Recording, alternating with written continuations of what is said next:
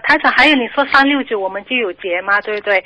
如果369前3个月和后3个月，过了后3个月，那个节是不是就是完成了没有了，就不用再担心了？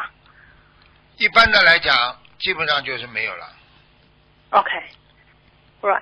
So 但是我明年不是369，台长在那个看图腾的电话以前说过我会有一个大劫，为什么会这样？但是不是369？不是369大劫，就是你上辈子在这个时间正好做的大的坏事情，它就会在今世的这个时间里出来。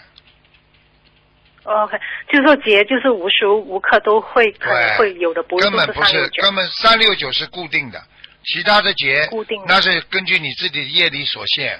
举个简单例子，你在31岁杀人，32岁被抓到了，32岁不是劫嘛？现在明白了不啦？明白了。